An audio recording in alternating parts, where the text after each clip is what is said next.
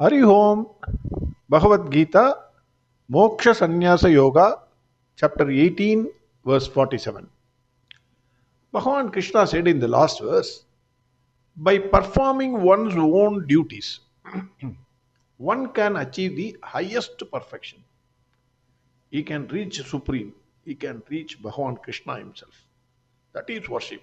Doing your own duties according to your Swadharma. That is important. We saw how this can be achieved. First, you must do your work perfectly by constantly remembering the highest. By doing this duty, the vasanas get exhausted, existing vasanas. You don't create no new vasanas are created. Then the mind becomes least agitated. A mind which is least agitated is a calm mind. Calm mind is first necessary for contemplation. Immediately, if you sit in meditation, sir, I am doing meditation for 1 hour, useless. Because your mind is agitated mind. I am sorry to say. Because you hundreds of thoughts cloud your mind. How can you meditate? Even for a second you cannot meditate. So Bhagavan says, do your duty. Calm your mind. Calm mind is fit for meditation. Later on, that mind can gain the knowledge, moksha. That is what Bhagavan said in verse 47. That is what I understand. Now, verse 47. Shreyan swadharmo vigunagam paradharmat swanushtitat swabhavaniyatam karma kurvannapnoti kilpisham. First, Swami Dayananda Saraswati, before getting into the verse, he gives the concept of karma yoga. How the karma yoga is important for each one of us to grow and mature. And it is also useful for the society. You must know this. We must know this. So that is very, very important. So he gives it as a concept. So Dayananda Saraswati says, one's own duty, Swadharma, is determined by the societal group into which one is born, Varna, and the particular stage of life, Ashrama, that one is at, in which Ashrama you are. That is, whether one is a student, Brahmachari, that is Ashrama. Married person, Grihastha, or you are preparing for renunciation. Nowadays it is not happening. Those days, after 60, immediately they will go for it. Vanaprastha, or a renunciate, or you are a Brahmana, Kshatriya, Vaishya, or a Sudra. This determines exactly what the duty of a given person will be at a given time. That is Swadharma. The whole system is visualized for the purpose of one's inner growth. Gita visualizes the end, moksha. Everybody, everyone in the humanity must attain moksha. That is the aim of Gita. And this aim is in keeping with what is said in Vedas. Bhagavan already, every time Bhagavan says, I am not saying, Upanishads. He quotes Upanishads. In court, if you go to court, I will tell you, whatever concept you are bringing, immediately you will say, my lord, kindly see AER 1953 Supreme Court 553. In 1953 itself they have said this. Then we will quote 10 judgments, 20 judgments. Precedents are there. Bhagavan also quotes Upanishads. So what is said in Vedas, Bhagavan is saying, if someone is not interested in moksha, but interested in artha, that is security, kama, that is pleasure, it is useless to talk about moksha to him. Suppose I want to earn money, my aim, a trader, a businessman, I want to earn money. If I go and tell him, sir, I will tell you, Bhagavad Gita, interesting, sir. He cannot sit even for 2 minutes. Sir, why are you wasting my time? What do you want? You want money? You will ask me immediately that question. Immediately you will call somebody and say, give him 10,000 rupees, ask him to get out. Don't allow him next time in my room. That is what he will say because his interest is money.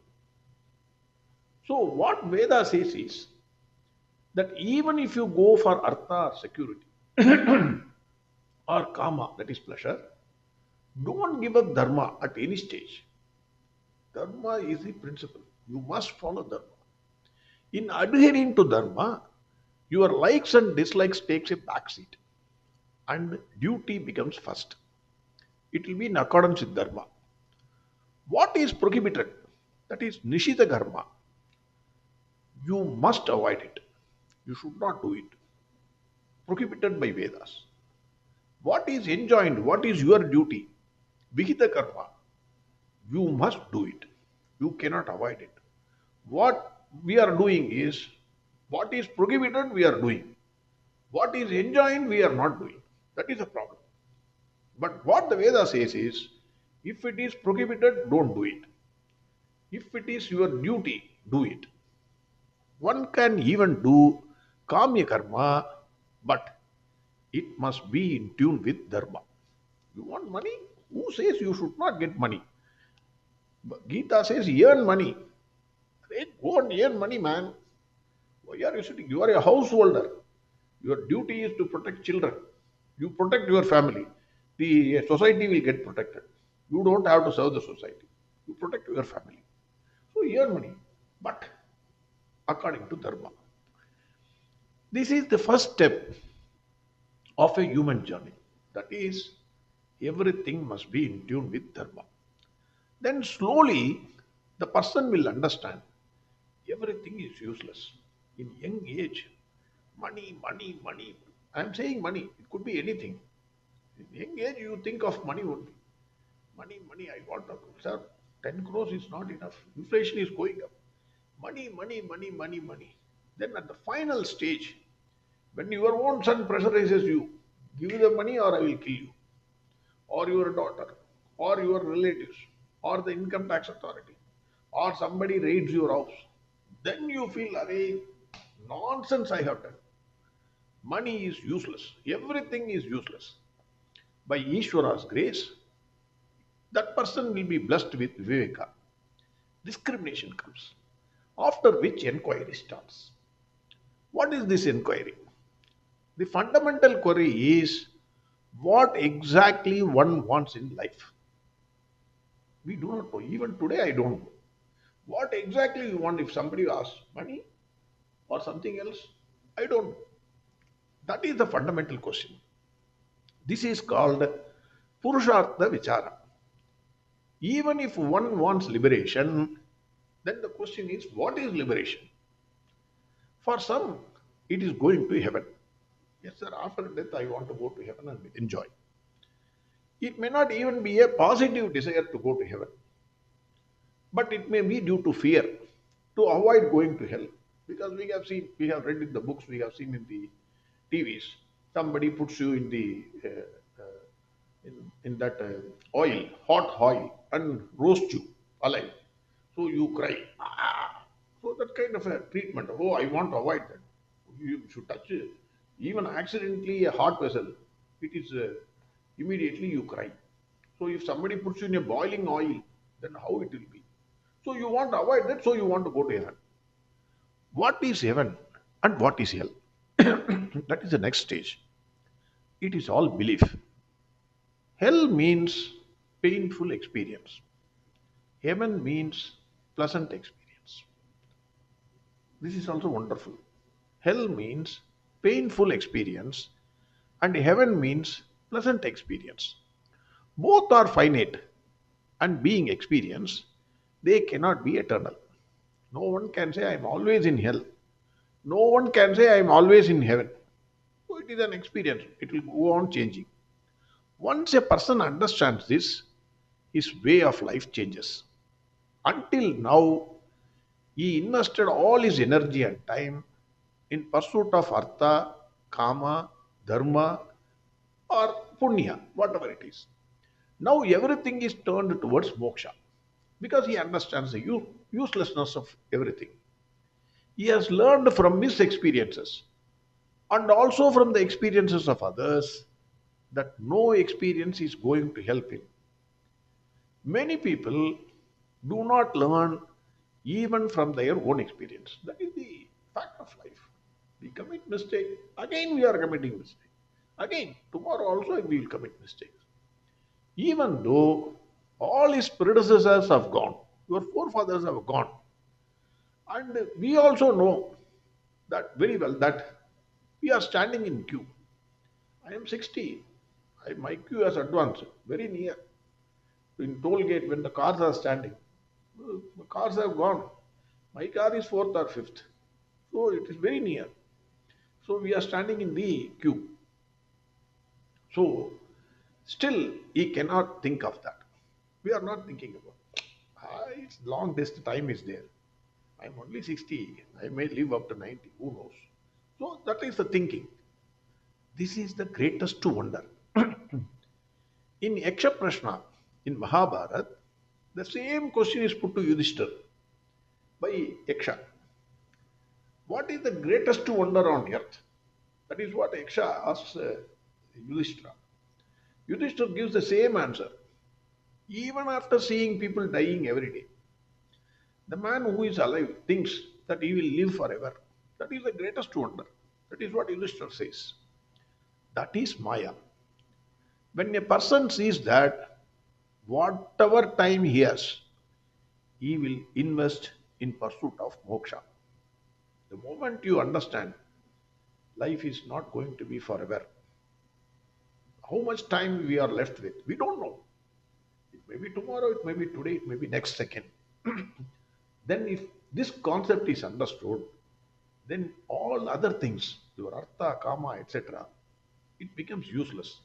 Then you will go in pursuit of moksha. Now you have not sacrificed everything. That is, this is also very, very important. That means I have sacrificed my artha, I have sacrificed my kama. No, no, no, no. Swamiji says you have not sacrificed it.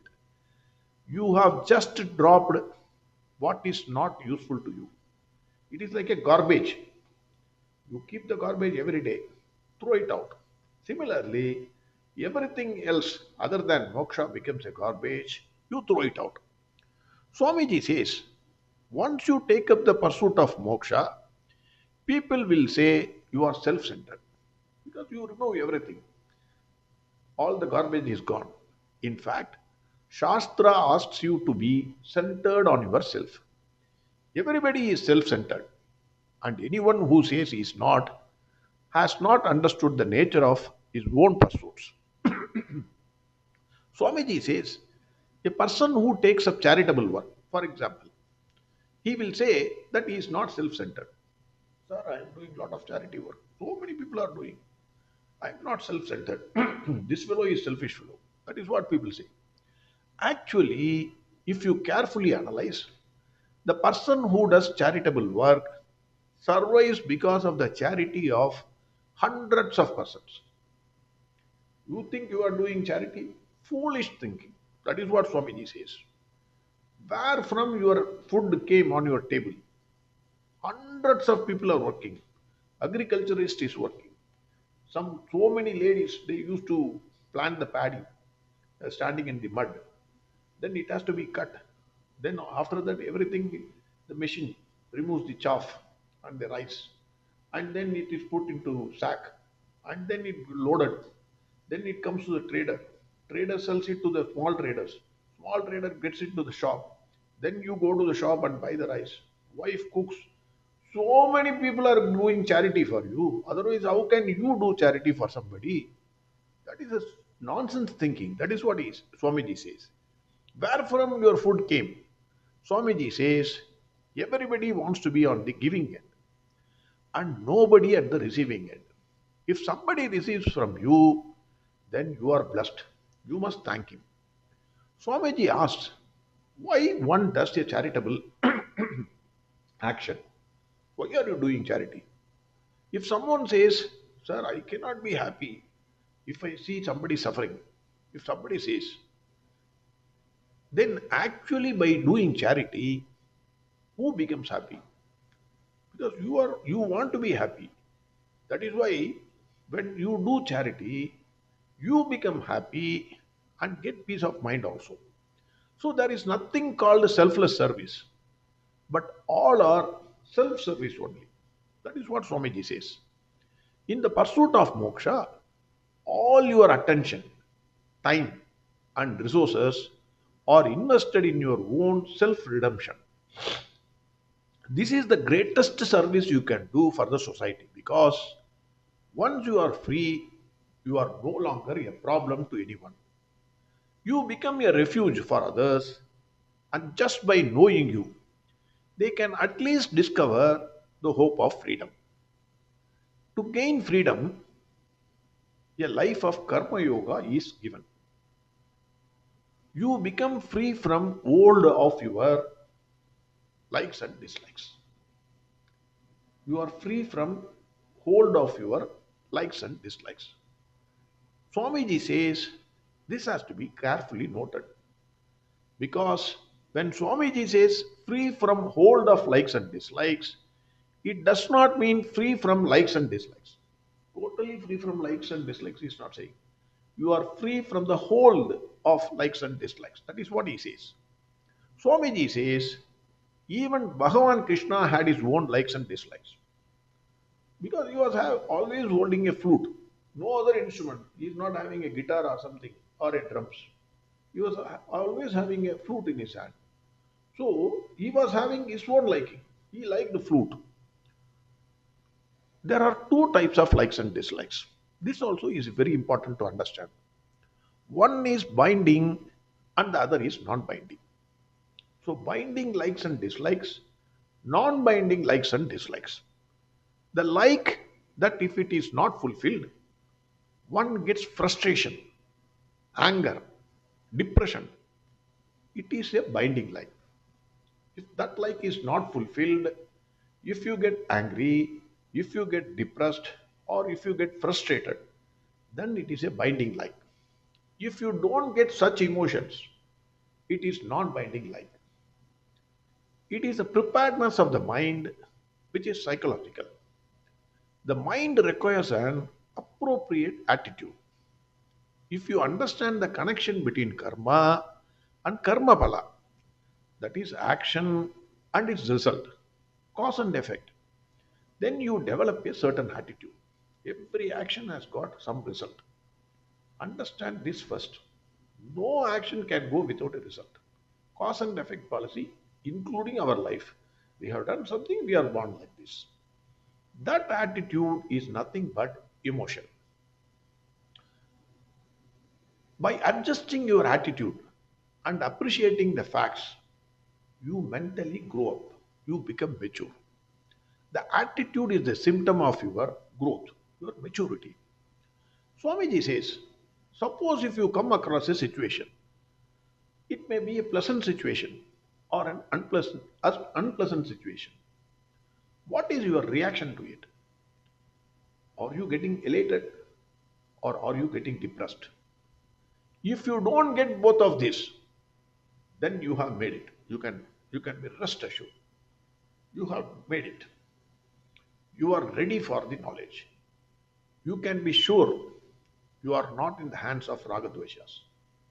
So whatever be the situation, it is not like a wood. You are not a dead wood. You receive the situation, you experience the situation, but you don't jump or you don't get depressed. That is the thing. So wonderfully now, this is very, very important. You keep moving, greeting each day afresh so that your whole life is a series of events unfolding before you. That is all life is. Events just keep unfolding one after the other with each tick of the clock, each one different from the others. What are you going to do? Are you going to get buried in the past or in the unborn future? Events keep on coming, and you have to be alert to receive the message each one carries with it. If a person can do that, then he is ready. There is no binding raga dvesha for him. So every day, every minute, a new thing is going to happen. Life question paper is not the same for all. You cannot copy somebody. You can say, sir, I am going to follow him. 100% you cannot follow anybody. Question paper is different. You will be given maths, that fellow will be given science. So if you try to answer his, in the same way in which he answered, you will be a greatest failure. Question paper for each one is different. That is what Bhagavan ensured in the class. So in our what we do is maths means 10th standard all students will sit. Then all 50 students will be distributed maths question paper, same problem. You can ask your friend move a little and then see and then write. In life you cannot. I am sorry. Each one the questions are different. Each minute the question is different. Each second the question is different. You have to answer yourself. You have to apply your mind. So Bhagavan, but how do you answer that? That is important. What is your attitude towards that? That is important. It keeps on coming till your life ends. Questions will be keeping on coming. You have to be ready for it. One has to clearly understand this. When Shastra talks about ragadveshas, it always talks about binding ragadveshas and not about non-binding ragadveshas. Like the fruit in the hand of Bhagavan Krishna. You can throw it away at any time and just move on. Swamiji says, people say, be yourself. But how can one, I be myself, when the self is not acceptable to me? We don't accept ourselves. This is where Vedanta comes in and says, self is absolutely acceptable. In life, problem will keep on coming. No one has got special problem. You don't think his problems are better and my problems are worse. No one has got special problems. No one's problems are superior, no one's problems are inferior. It is simply a situation. One has to validate his problems. Validation is gained by karma yoga. There are different types of work. Karma yoga is what? Different types of work. No work is superior, no work is inferior. Karma yoga as a system is available for the entire humanity to mature. A childish society cannot understand this. That is why we are saying now our system is wrong, sir. Brahmana, Vaishya, Sudra, Kshatriya. What is this nonsense, sir? We are saying, but you don't understand the system. People have different skills. We require different things to be done each day. Different people do different things because of their special skills. I can't do the work of a doctor. Doctor cannot do the work of a lawyer. Or you cannot do the work of a soldier. Impossible.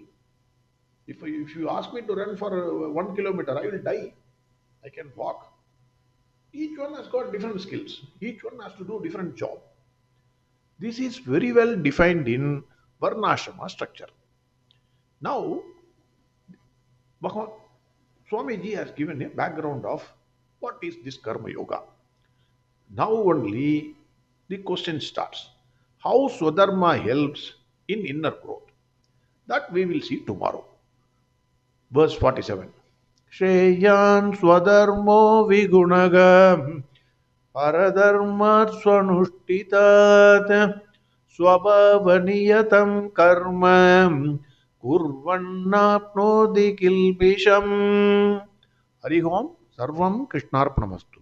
Narayana Narayana Narayana Narayana Narayana Narayana Narayana Narayana Narayana Narayana Narayana Narayana Narayana Narayana Narayana Narayana Narayana